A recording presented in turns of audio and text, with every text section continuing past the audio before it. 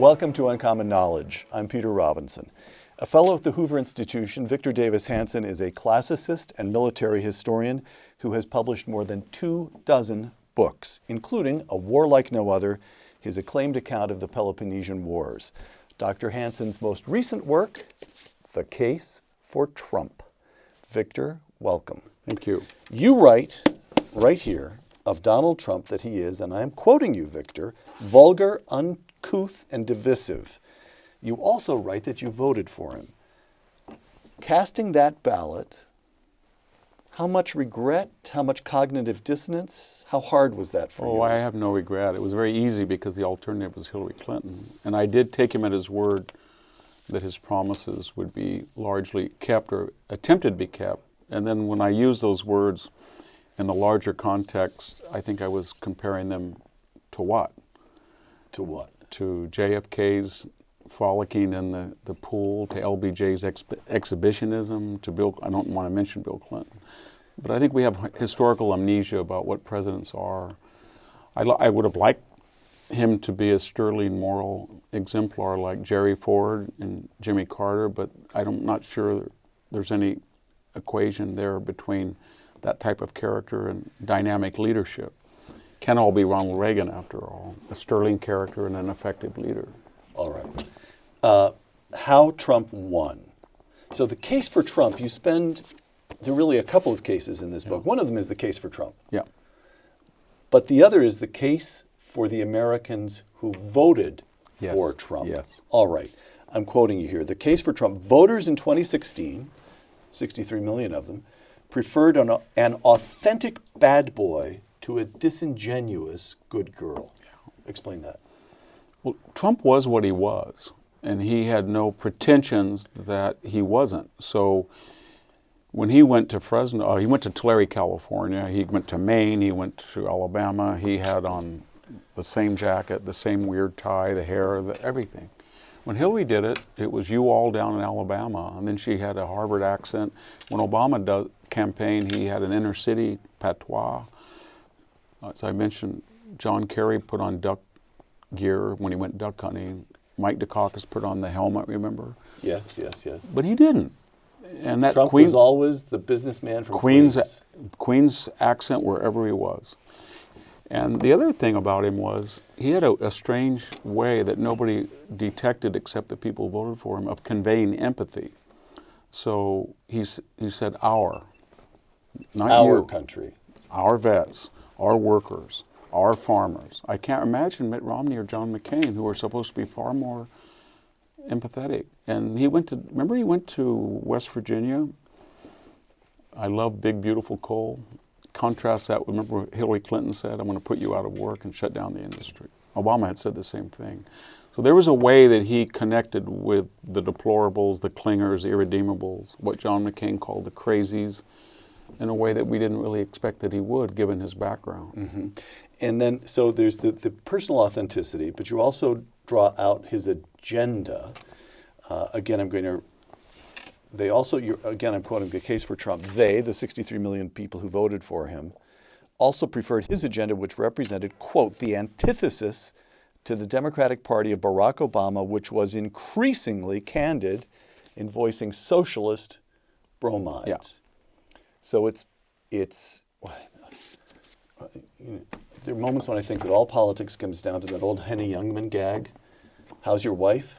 Answer compared to what? Yeah. So Trump comes across as authentic. Somehow or other, this guy from Queens, this billionaire from Queens, seems to be what he is. There's an authenticity that appeals to people in the middle of the country, and at the same time, the alternative is getting just unacceptable to us, right? That's the argument? That's the argument. And what we're seeing now with permissible infanticide or reparations or a Green Deal or a wealth tax or 70% income tax or Medicare for everybody or cancellation of everything. Let's cancel Electoral College. Let's cancel ICE. Let's cancel all student debt. All of that stuff is a logical trajectory from the Obama administration. He was the one that took the party. Remember when he was elected, he had the most partisan record in the U.S. Senate. So that's the antithesis to Trump. It was with Hillary. It's even going to be more so in 2020. And then he did something that nobody quite has analyzed, his agenda wasn't some crazy alt-right. It was 80% traditional republicanism. Yes. Deregulation, lower taxes, repeal Obamacare, good judges, strict constructionists. What was new, he looked at that electoral college and he tweaked 4 or 5 issues that the other 16 may have been for, but they didn't do it. And that was, you can't have a sovereign nation with an open border. Right. You can't have immigration unless it's legal, measured, meritocratic, and diverse. That was a winning issue for those states. Then he said, if you're going to go overseas, translate tactical success into strategic advantage. It doesn't help you if you bomb Libya or Gaddafi out of power, or you're bombing people in Afghanistan if it's not resolved in our interest. And then he said, China's not fated to take over the world. They're not the Superman. They have a smaller economy. They've got all sorts of problems. They are only strong because they're asymmetrical in their trade, and we'll fix it. And finally, he said, you don't need a magic wand to restore the interior.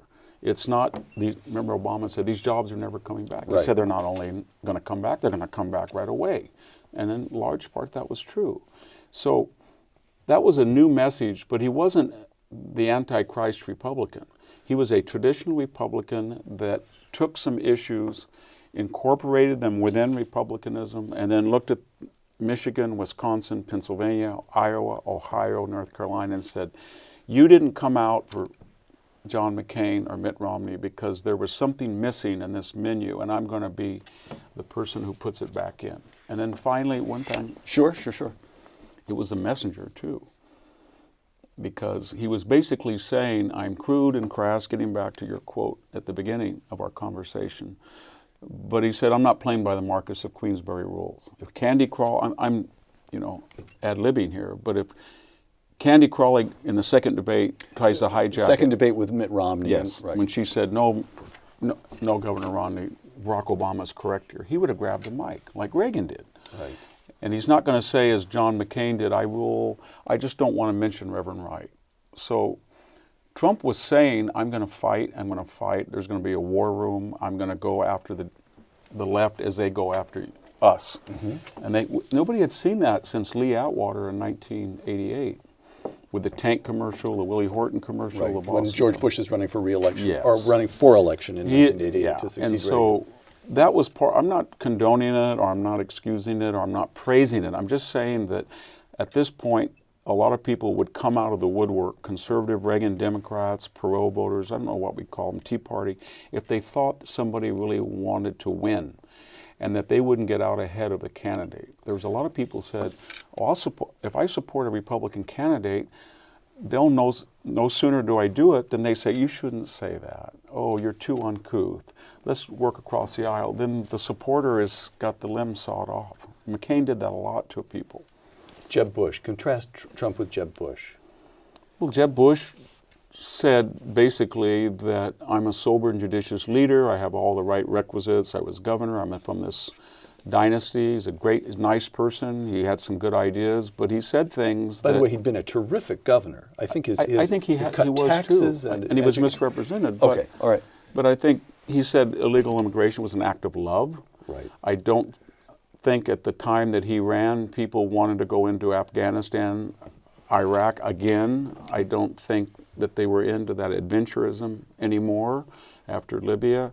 I don't think you mean that they associated with his brother George W. Yes, and okay. I think the Bushes, the Clintons, everybody thought globalization, which is a good thing. It's a westernization. It allows people in the Amazon to have glasses, or penicillin gets to dark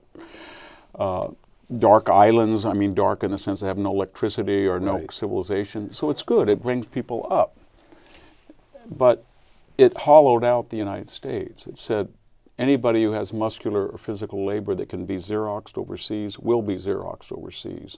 And that's a natural Darwinian process. It's good for you because it makes us all more efficient. We get cheaper stuff that comes in, and then you'll have to learn how to code or go to the fracking fields. And Trump said no. We got cheap energy. Our electricity is cheaper than theirs. We've got cheaper national gas. We've got great workers. These were the muscles of America. They will be again. One more contrast with a Republican whom he defeated in the primary, and that's Ted Cruz. I can understand the argument as it applies to Jeb Bush, Marco Rubio. In a way, they're well behaved, they're genteel, and there was what people recognized in Trump was a fighter.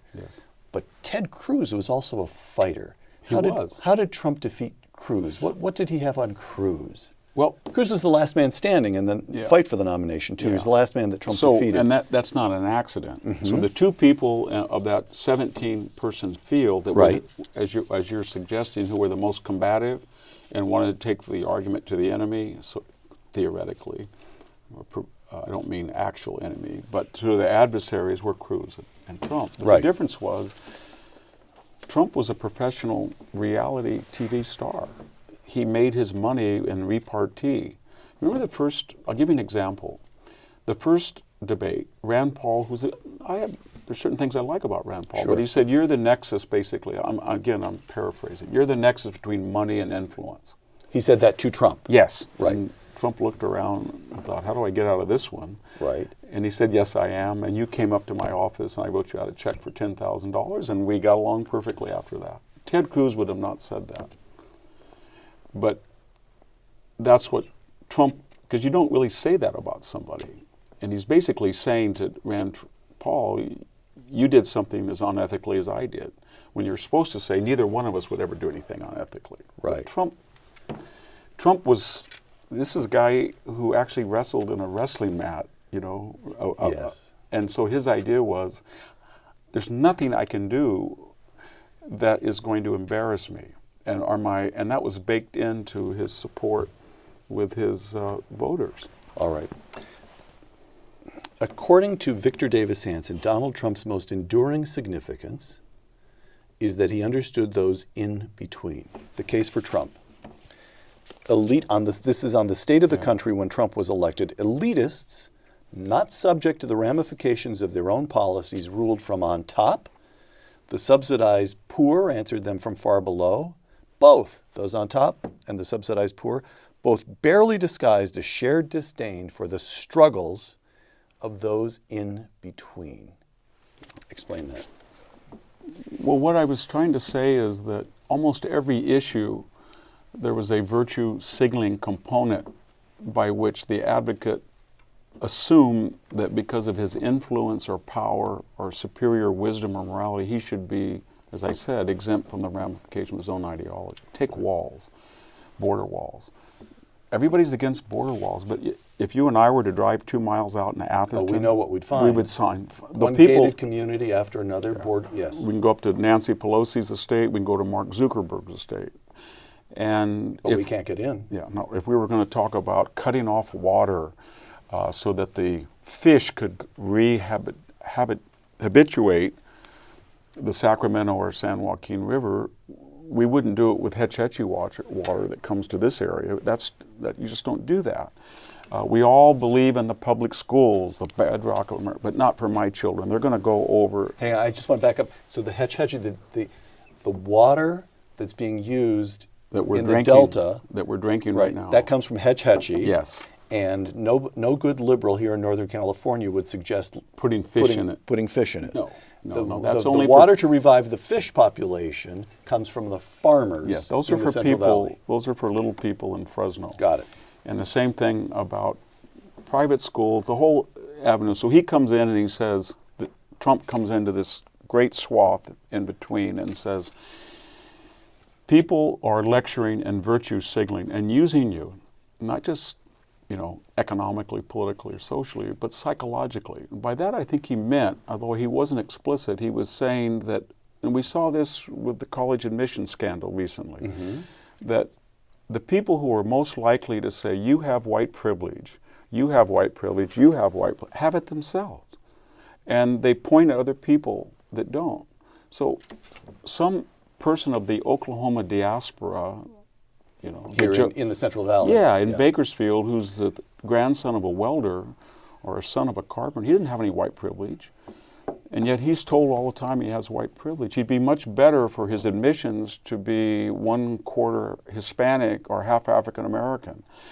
or any type of minority classification or of a larger white class. By class, I mean if he was wealthy, he could go to SAT camp, he could call people up, he could do what these people did. That was the people in the scandal. Yeah. Right. Or if he had more money, he didn't have to do the Tawdry Avenue. He could go straight through the front door and say, here's $10 million for that building. Yeah, right. So that's what he was trying to say. He was saying to these people, you're the forgotten people. You don't have any privilege. You're the losers of globalization. But you don't have the romance of the poor, and you don't have the connections or the culture of the wealthy. And they dump on you, and they dump on you, and they dump on you. And they talk about swapping you out, bringing immigrants in. I'm speaking literally now. Yes, yes. And so that was a resonant How message. did he get that? The guy That's was the raised, sixth- yeah. guy was raised, now he was raised in Queens, Yeah. but he was raised in a pretty wealthy He was. enclave in Queens. Yes. And so there are a couple of mysteries here with Donald Trump. His parents were wealthy. Yeah. As he was, from the moment he was born, it's not as if they made the No, money as he was growing no, up. you're absolutely He was right. born into a rich family. He went to an Ivy League school. Yeah. He had one chance after another to turn himself into a pinstripe wearing, Yeah. wingtip shoe wearing, very urbane, polished, rich man in Manhattan. Yeah.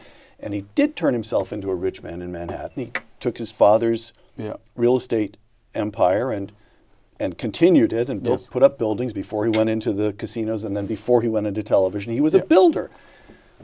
But he was always the guy from Queens. And somehow or other, how does a rich kid from Queens, which is what he is, Yeah. a rich kid from New York, identify Because with the he grandson of a welder in Bakersfield? How Because he does was that always happen? an outsider, and he wanted it to be successful. And he found out very quickly that he could build a skating rink in Central Park, or he could redo a hotel, but he was never going to be fully accepted, given the way that his father was kind of shady, they thought, a Manhattanite would say. He wasn't a premier builder. He had a lot of tenants, apartment buildings of poor people, that accent, outer borough. And then the second thing is that he was a builder. He didn't make his money. If we look at the top 20 fortunes in America, I would imagine 75% of them are high finance, media, and high tech. He actually built things. So that meant that he needed to work with unions. He needed to know who the cement workers were, the tilers, the carpenters, the electricians. And people would say that he would, as he walked around, he actually liked those people because he understood that he couldn't do what he does without them. And I think there was an empathy for those people in a way. At least he could talk to them. Whether he was sincere or not, I don't know. But I do know that he developed an ease of being able to communicate with people from all different classes, and that they did like him. I talked to a New Yorker, pretty important person, I guess. I asked him, if you had an A to F list in New York, and they'd probably do, where would the Trumps be? And it would be F.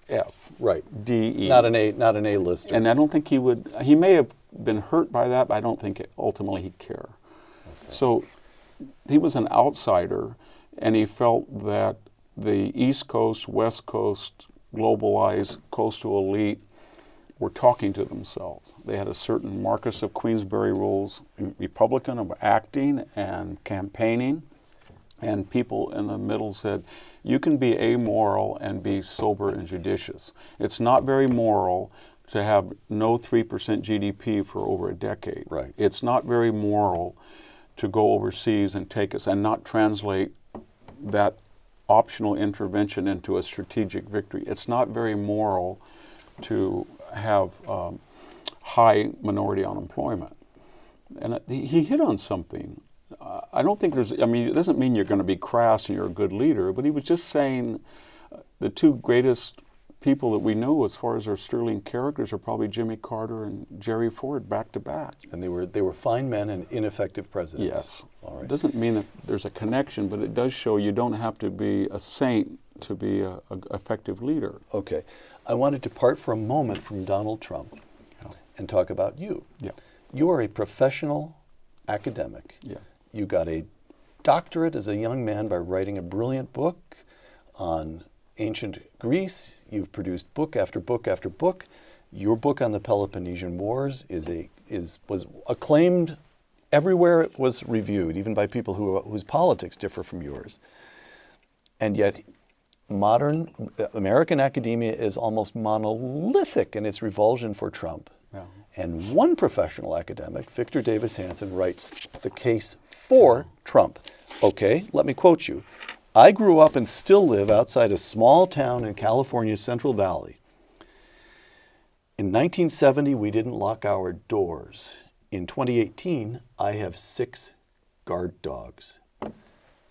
What did it mean to you continuing to live in Selma, that small town south of Fresno, and what was it that happened in Selma between 1970 and 2018 that made you How about this open? week? So this week, Okay. this week, the last 4 days, there were 3 miles from me, somebody was driving. He made a U-turn in the middle of the road and killed somebody who happened to be Mexican-American. And then he got out of the car and left. 4 miles north of town, somebody ran a stop sign and hit a trucker, almost killed him, and got out of the car and left. Last night, 2 miles from me, a man on a bicycle was shot and killed.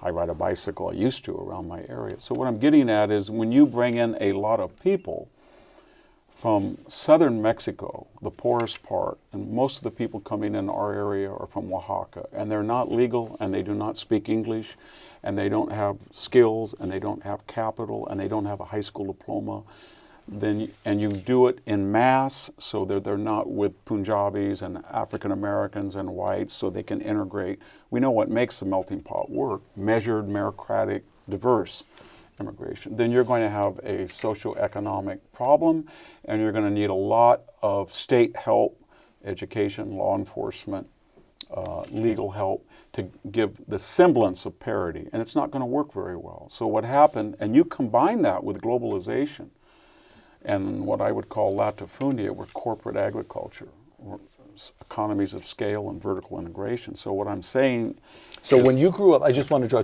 when you were growing up, you were which generation at that ranch? You were I was number 5. 5th generation Swedes at that ranch in Selma. Yeah. And your mom and dad ran, what, a couple hundred acres? 128. 120 And we acres. all worked on it. But here's the point. And There that were- would have been fairly standard yeah, size it looked like a checkers board. of Every little family square. ranches and family The farms. Kasigians were on one side, the Onos were on the other, the Israelians, the Hazelhoffers, the Arnst. It was real diversity, by the way. Mexican-American, Armenian-American, Japanese-American, Punjabi-American. Okay. And since that time, There's nobody. They're gone. Two things have happened. One is globalization Yes. has made it impossible to run a family operation economically. Is that correct? Yeah, I rent my 40 acres out to a wonderful man who has 12,000 acres of almonds. He's a wonderful guy, but he has 12,000 acres of almonds. And So the family operation is just so what happened gone. to all these houses? Well, all these houses are still there, but they're rented by people from Mexico. So one of across the street from me, the Norteños gang just had a shootout, and it was wild. And I mean, I won't mention it because I don't want to be shot, but I have 3 neighbors that are in gangs. So that's what happened. So the second thing is that you get this huge influx, largely, Yes. substantially illegal, Yeah. and nobody voted for that. Nobody voted That takes for it. place, to the contrary, that takes place in defiance of the And law. remember, there was right? no principle to it. So when you go back and see Hillary Clinton and Bill Clinton and Chuck Schumer railing against illegal immigration, it was still 100,000 people a year, and they were worried about undercutting wages. Right. And when Cesar Chavez was trying to organize agriculture, he went down here in California. Yes, he went down to the border with clubs and tried to stop people from coming because he felt that illegal immigration would drive down wages, and he was right. So all of this influx came, and wages went down for workers, and as part of globalization, employers liked it, and the Fruhoff trailer went, the Upright Harvester went, anything, the Del Monte Cannery went, they were all shut down or went overseas. The middle class moved out. The people bought all the land on top, very medieval in California, and then very cheap labor came in from Mexico. and our South America. I have no problem with that. What I really get angry about, what changed Schumer and Pelosi and Bill Clinton, was the idea there's now so many people, 20 million perhaps, are Ivy League studies, that, and the second generation. 20 million in California, or in the country? Nationwide, that came here illegally, right, and they're right. second generation, in some case third generation. Right. And they're going to vote Democratic, so they flip California, they flip Nevada, they flip New Mexico, in from a red to blue or purple to blue state. So it was a political decision. It wasn't based on the merits. Sanctuary cities became the gospel when they felt that that was a winning political issue. Okay. But it wasn't based on a principle that people coming in should be illegal. The name of the town again is Selma, your town, where 5 generations of Hanson, 6 now, have lived. Selma's remaining native poorer whites, ethnics, and second and third generation Mexican Americans who would not or could not leave live in a town that has been transformed. Those changes were mostly a result of the laxity of immigration enforcement and import of expensive labor, as you've just described, and globalized trade policy, as you has, which you've also spoken about. Their once prosperous and stable community did not deserve to erode. Something bad happened to decent people through no fault of their own. Oh. And because you live there, you saw it with your own eyes. I did. And another thing I saw is that, and this is a heresy to say, that some of the people who got hurt the most were Mexican Americans, second and third generation, yes. Because in their neighborhoods, this influx went into their schools, and suddenly they didn't have very good advanced placement because a third of the student body couldn't speak English. Or suddenly a Norteños or Sureños or M13 gang member would make fun of a second generation Mexican American because he could not speak Spanish, or he'd call him a term in Spanish for a sellout or Uncle Tom or something of that nature. And so when Trump came along, for all of the sensational racialized tension that we were supposed to think that he harbored for Mexico and Mexican Americans, 30%, he did as well as Mitt Romney or John McCain, and I have a feeling in the next election he could get 35 to 45% of the Hispanic vote. Now that just seems crazy, but when you talk to people on the ground, they'll say things like, I got very tired of this family of gang members from Oaxaca, so I called ICE up. They deported them, and now they're calling me on a cell phone from Oaxaca and threatening me. What am I going to do? I hear that. Or a person just said to me, I was in Walmart, and they said, did you read about this guy who just ran a stop sign, hit a truck, and then he took off? I said, yes. He said, same thing happened to me. These are not Atherton residents. Atherton residents or Malibu residents want that system to continue. I mean, I shouldn't say that, that's unfair. They want the factors or the ideas or the principles that can lead to that to continue. But the people who really suffer... And they will pay no price. Yeah, they have walls, they put their kids in prep schools, they have guaranteed jobs, yeah. But the people who suffer the consequences of those ideologies are often Mexican American. And so I have a feeling that Trump is, I guess what we're saying is that he's trying to do something that nobody really thought you could do in America in the age of identity politics. He's trying to redefine it as class differences.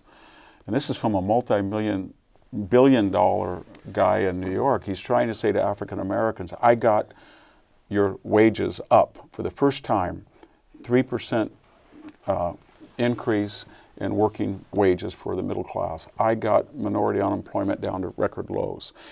Illegal immigration is not in your interest. It drives down your wages. Abortion's not in your interest. Abortion is much more common among Mexican American and black unwed mothers, and it's wiping out that community.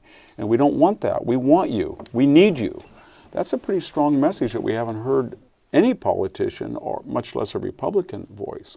And so I think that even though he can be coarse and crude, there's a certain populism that cuts across identity politics lines because it's the old class argument, that you're the forgotten people. So you spent some time here. Of course, you're writing this book as he's coming up on 2.5 years, so there's still time in the first term, let alone any Yes. question about whether he'll be reelected. So Yes. any reckoning has to be partial and so forth. Yes. But you think he did a pretty good job Yeah. domestically. At home, I'm quoting you, the case for Trump. At home, the economy in Trump's first 600 days was better than at any time in the last decade. Massive deregulation, stepped up energy production, tax cuts, and talking up the American brand produced an economic upswing as evidenced by gross domestic product growth, a roaring stock market, and record low unemployment. So, two things to be observed about that. One is that's a very compelling domestic record. Yeah. And the second is that's completely conventional Republican or conservative politics. I think it is. A lot Okay. of it is. Except for we don't know the effects because he hasn't lowered the trade deficit, but he's put allies, rivals, and I should say enemies Right. on notice that they're going to have to reduce their trade surpluses and trade reciprocally. Okay, so, and now foreign policy, again, the case for Trump. Abroad, monthly incidents of Iranian hazing of U.S. forces, which were going on in the previous administration, have remained non-existent under Yeah, Trump. they're non-existent in the Straits of Hormuz. They're not trying to shoot missiles at a carrier, or they're not trying to cut in front of a destroyer, or they're not trying to hijack a boat. So the question is why? Because they're scared of this guy. Because they he's think he means what? business. Because he's unpredictable, and they have no idea what he's going to do. If Donald Trump, if tomorrow, Secretary John Bolton calls up Donald Trump and says the Iranians just shot a missile right across the bow of the George Bush, the carrier. I don't know what he would do. You don't know what he would do. And neither do they. And they don't know. And so all the things he's criticized in foreign policy of being unpredictable, unpredictability is an advantage in diplomacy. North Korea? Well, I mean, I was taken back when he said Little Rocket Man, but then if you read those serial ghost-written Art of the Deal books, it is to act unconventional, to scream and yell, but always to have in the back of your mind that you're going to ask for 70, 80, 90% of a deal, then take 55, and then praise your interlocutor. So no sooner did he do Little Rocket Man than he was saying he wrote a love letter to me and he's a great guy, and the left went nuts. They hated him when he said when he used Little Rocket Man. They hated him when he said Kim Jong-un was a good guy. But what they didn't get is that's how Trump tries to deal, to be unpredictable, to go back and forth. But the real question is, have they curtailed their testing of missiles and nuclear devices? I think they have. And they have. Israel.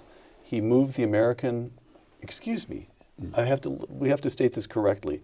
It has been a matter of American law It has. that the embassy should be moved from Tel Aviv to Jerusalem, and Donald Trump is the one who simply did it. He fulfilled a statutory requirement that Congress enacted, over a decade ago. So he moved the embassy to Jerusalem, but he did it in conformance with a law duly passed by the United States Congress. What he has done off his own, though, is issue a statement recognizing Israeli sovereignty over the Golan Heights. Yes. Shaking up the Middle East a little too much here? Well, he got out of the Iran deal. And he said that the Palestinians would not be getting money channeled to the UN from the United States. And basically in 1947, 46, 48, there were 30 or 40 million refugees. There was Jews that were refugees that were kicked out of the Middle East and sent back to Israel. There were 13 million Germans that walked back into Germany. None of those persecuted, whether they're Volga Germans in Russia, none of those persecuted groups today are called refugees. Right. So Trump came in and said, I don't understand, what's the difference? And so he did all of the things that everybody who said they were pro-Israel were going to do. And then this is what I think, there's a tragic nature to this. As soon as he had done them, the people said, well, he has his fingerprints on those issues and I don't want them now. So a lot of the people who had supported these, and I had read, a lot of the Never Trump right, had said, we got to move that embassy. We got to get out of that Iran deal. Got to get out of that Paris Climate Accord. We got to just recognize reality. The Palestinians' idea of a refugee is all of a sudden, Trump is too mercurial, Trump is too brash, Trump is saber-rattling, Trump is unprofessional. And I guess it's style over substance. I don't know what creates this schizophrenia, but we're in a very strange time where people, the 10% of Republicans who didn't vote for him or the Never Trump elite, They've basically said all of the issues, or most of the issues that I embraced for most of my life, I can't do it anymore because Trump's for them. But so the argument of your book is, A, that Trump understood millions of Americans who'd been effectively forgotten or overlooked even by Republicans. Yes. And B, that as it turns out, that is not all that he did. Yeah. That whereas many Republicans thought, finally granted, maybe he's seen something, maybe he's established a connection with the voters that the rest of us couldn't, but he doesn't know what he's doing, it'll be a mess. And you're saying that's not the so. No. He has put together a very impressive, substantive record. He has. That is your argument. I don't think somebody, I mean, I can't think of a better Secretary of State and Mike Pompeo. He's had two great national security advisors with I won't get into the Flynn, I have feelings on that, but H.R. McMaster and John Bolton. He's got good appointments. But most importantly, Jim Mattis at Defense. Jim Mattis, our former colleague at Defense, what he was basically saying is the post-war order was pretty good, but when we created it, there was no German miracle, there was no Japanese miracle, Europe was destroyed, there was no Russia was destroyed, China didn't really exist as an economic power, there was no Japan Inc., there was no tiger economies, there was us. Mm-hmm. And we could afford to take the hit. We could run up deficits, we could supply the world. And we did that for 70. We intervened here, we intervened there, we kept the world order, we kept patents, we kept copyright law, we made it possible to travel, to communicate, to ship, to trade, all within the aegis of American diplomatic and military budget, and taking a hit with asymmetrical trade because we were so rich and the world was flat. It was a wonderful thing we did. All Trump said was, I'm not going to get rid of NATO. I just don't quite understand why this EU economy, which is about the size of ours, they can't spend. Bigger. Yeah, they can't spend a measly 2% of their GDP on defense, and I can't understand why Japan and Taiwan and South Korea might not want to help. And I really don't think that, 75 years after World War II, I got to subsidize a $71 billion trade deficit with Mexico, a $65 billion one with Germany. They don't seem to be particularly fond of us. That was just heresy. I mean, people just said, he's destroying NATO, he's destroying the post-war order. He's just saying, I'm updating it. Victor, here's an argument that you'll hear from the left, but also from the never Trump right. And I think this is the nasty thing to raise, but you deal with it in the book, and you've been getting hit with this on the book circuit. So it's the racism charge, all right? And here we have Gabriel Schoenfeld, who's a former Romney advisor. He's writing in the Bulwark, quote, racism is America's original sin. By the way, he cites Trump's remarks during the Charlottesville incident, and then he cites Trump, this was during the campaign when he questioned whether a certain federal judge would be able to render a fair opinion because he was a Mexican. I think Trump said he was a Mexican, he meant Mexican-American, but still, he questioned his ability to, his impartiality because of his ethnic background. Okay. And then Gabriel Schoenfeld writes, racism is America's original sin, yet with a drumbeat of racially charged remarks emanating from the White House, Trump has been setting the nation back to a darker time. Hanson's treatment of Trump's odious, lifelong record in matters of race is sophistry in the service of a genuine evil. Yeah. He should be ashamed of that remark Gabriel Schoenfeld said, because for two reasons. One, he didn't read the entire text of what he said in Charlottesville. Trump said. Yes. He may have been sloppy. He should have understood the climate, the landscape, the geography of racial discourse. But he did say there's this group, and there's Antifa, and then there's a good group that has a right to protest. And there's this group, and he didn't break down the percentages, and there were white, awful nationalists. And he said, I don't like those people. Read what he said. Read the transcript. Then there were other people that were good. They were good and these are the people who objected to the toppling of statues. In the case of Judge Curiel, I said in the book that I thought you shouldn't, my mother was a judge, you shouldn't impair or you shouldn't attack the efficacy of a judge, number one. Number two, I live in an area that's 90% Mexican American. When I talk to people, I say, "Do you know Joe?" And they will say to me, "Yeah, he's a Mexican guy." They don't say he's a Mexican American. They don't call me a Swedish American. They don't call another guy an Oklahoman American. They say he's that's just the way it is. Right. And Trump should have known that you don't supposed to say that publicly, but that's what everybody does. Number two, Judge Curiel was a member of the La Raza lawyers, so when Trump clumsily said he's in a Mexican group, he is. Right. And I don't think any judge would want to be a participant in the National Council of the Race. And if I'm wrong, then the National Council of La Raza had no reason to change their name 2 years ago. Why did they change it? I didn't force them to. You didn't. They said, you know what? We don't want to be in something called the National Council of the Race. So they changed it to Unidos. United. United. And remember, and I mentioned this in the book, and Schoenfeld knows that, that word came from Franco, Spain. It was reintroduced into the United States after it got...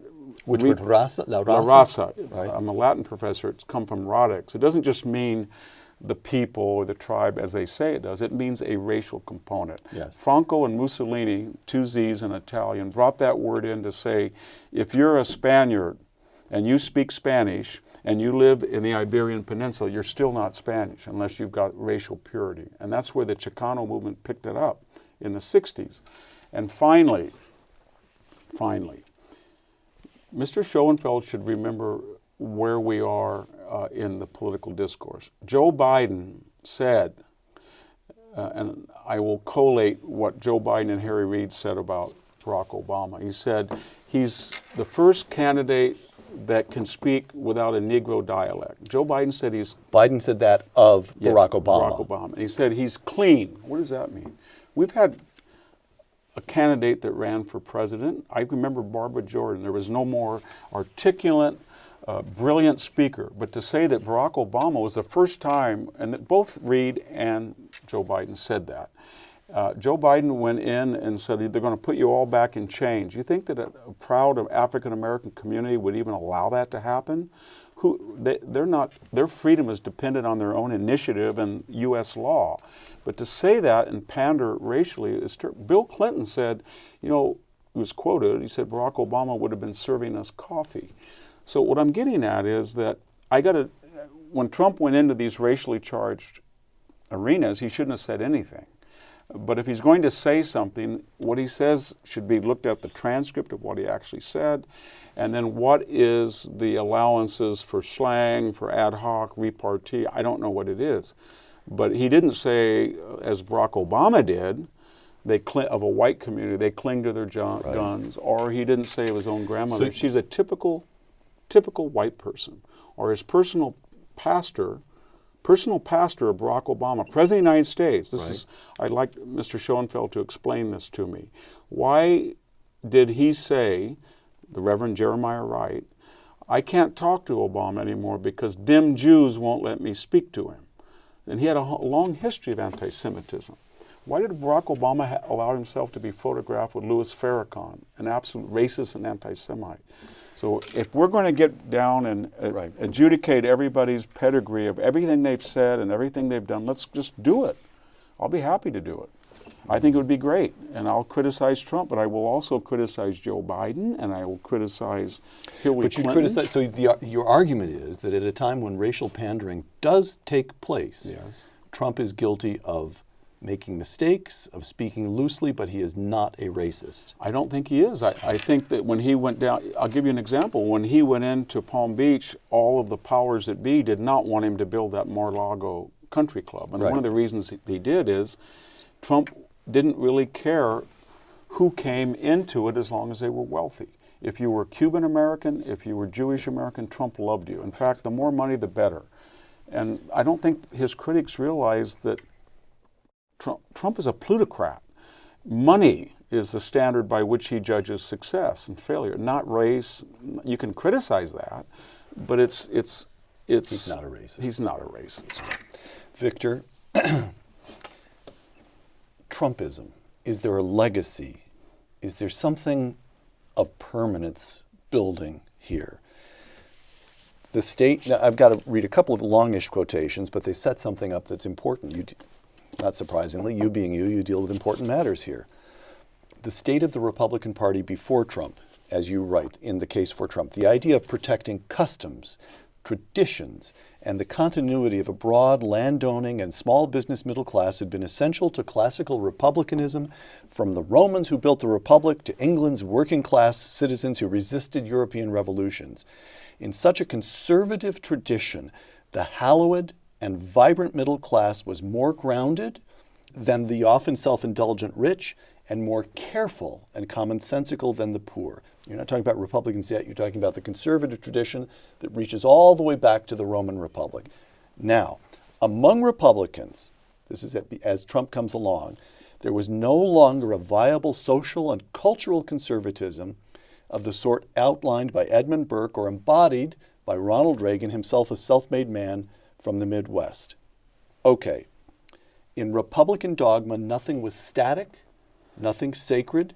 The quaint idea of a sixth-generation family farm, like yours, as something of intrinsic value to grounding regional society depended only on how wise each generation was in adapting to market reality. Summed up brutally, the Republican position meant that for the market to enrich society, there would have to be winners and losers.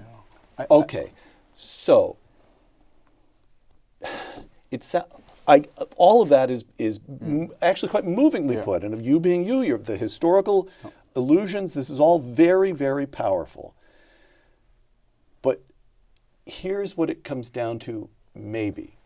What it comes down to is Trump saying, the Hanson family farm has value, I grant you that, so I will now deploy the coercive powers of the state in behalf of the middle class, of small business owners, and of rural Americans. And once Trump says that, and if that becomes the Republican position, then the difference in principle between the progressives and the Democrats who have their interest groups, the teachers' unions, the urban poor, and so forth, there's no difference in principle. They have their interest groups, and Republicans and conservatives have their favored groups, and it's just slugging it out every 4 years to see who's going to be able to grasp the apparatus of the state and deploy it on behalf of their interest groups. Where is the national interest in this? Okay, you see the argument. You see the argument. I do. Okay. You're describing the EU and France. It's a controlled economy, and it's got anemic growth, and it impoverishes everybody in its effort to preserve these provincial towns and lifestyles. And it does, though. It does.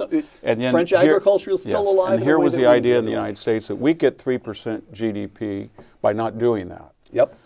And Trump comes along and says, we're going to get 3% GDP, and I'm going to deregulate, and I'm going to push tax cuts, and I don't care how many wealthy people. That's what he did. Right. But along with that, I'm not going to turn us into France, but I'm going to say I'm going to force or jawbone or persuade companies that shut down to go outsource or to offshore, or foreign companies that don't play symmetrically. I'm going to, and I'll give you an example from a personal. So I was farming, it was $1,400 a ton, 1982. A ton for raisins? Yes, I was farming. In 1982. And I was farming a 120-acre farm. And all of a sudden, the EU was on the horizon, and the Greeks got subsidies. So they were telling German bakers and Dutch bakers, if you buy our raisins, we're going to be part of your community. Let's start these. And they got about a $400 or $500 subsidy. So they're undercutting you by 30% all Yes, so nobody bought raisins, and the domestic market was not big enough for things. So the price went from $1,400 to $400. Wow. And that meant that everybody within...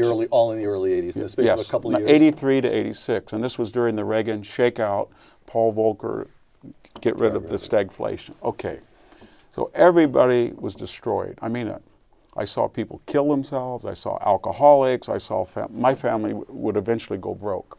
Okay, I talked to some people from the Republican Party, and they said this to me, and a person from the Raisin Board from Washington. This is good for you, Victor. So why is it good for me? You're going to be more competitive, so the persons who survive will learn how to make $400 raisins, and then they won't be able to sustain that that subsidy, and one day Greece will go broke. They were kind of right 30 years later with the EU, and then you'll be more, the consumer will have cheaper raisins. And I said, actually, the consumer, I doubt, because the middleman will take up the profit. We'll all be dead when, and the only person that can make it on 400 is vertically integrated, that has packing and trucking and can subsidize the actual farming laws. Which is just what happened. That's exactly what happened. But what I'm getting at is you could have had a balance, a little bit of balance. It destroyed the entire community. It wiped out families. People left.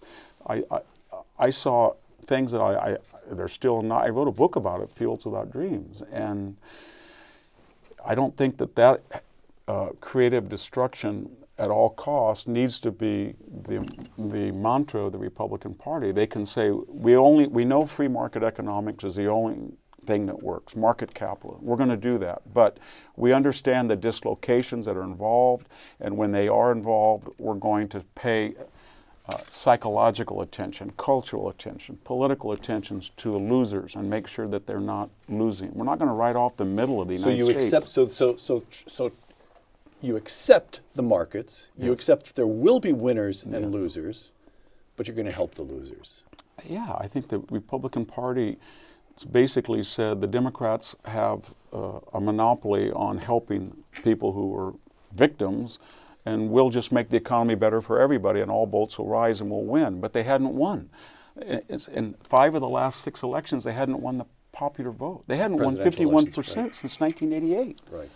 This is why they were winning at local and state. They won 1,000 offices during Obama. But they couldn't win at the national level because they nominated people like Bob Dole, and I love George W. Bush, but they nominated the Bushes, and they nominated, he didn't win the popular vote once, and they nominated John McCain and Mitt Romney, and the message that was transmitted to Michigan and Ohio and Wisconsin, rural Minnesota, rural Illinois, was that you guys are losers.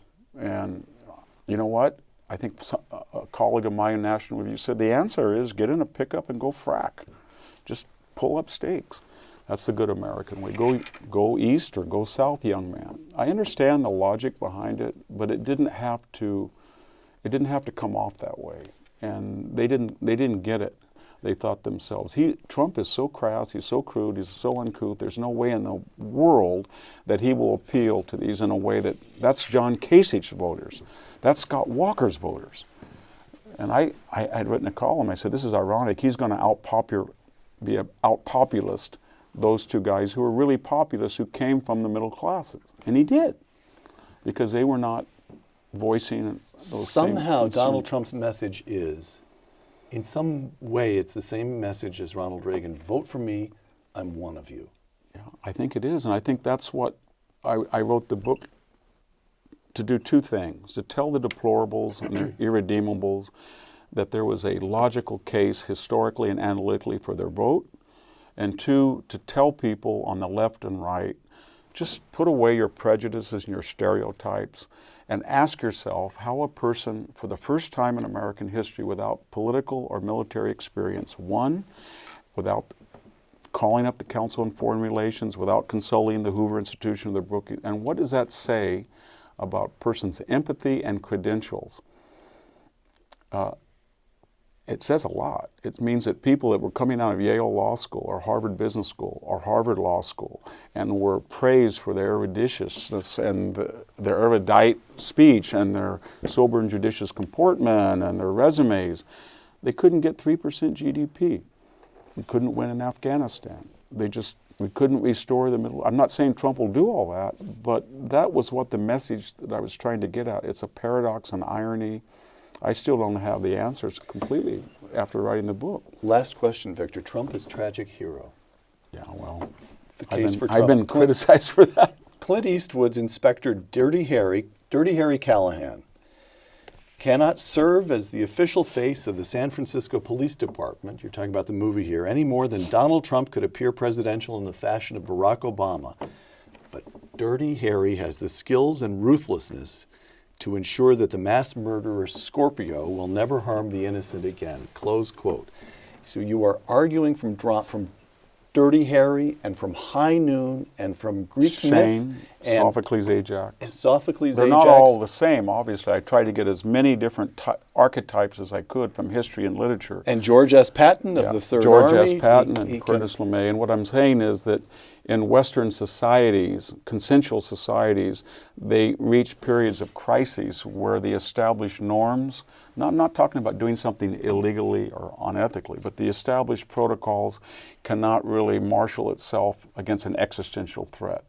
So then within their ranks, there are people who they would never consult in times of leisure and peace and affluence that come to the fore. If we didn't have George Patton on the Third Army, we would have not got to the Rhine almost in September.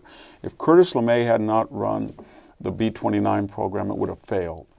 If Shane had not ridden in, there wouldn't have been a sodbuster community. Jack Palance would have taken over the whole thing. But the very solutions that they offer and that can be successful come with a baggage of an outsider, an uncivilized, and uncouthness, that as they become more successful, the community for the first time has the luxury to say, you know what, GDP's pretty good, unemployment's pretty good. I wish Trump wouldn't tweet so much. I don't feel comfortable with that. I said that was the last question, but I told a lie. This is the last question. The case for Trump. He's going to pay. And you say he's going to pay. Trump will end in one of two fashions, neither particularly good.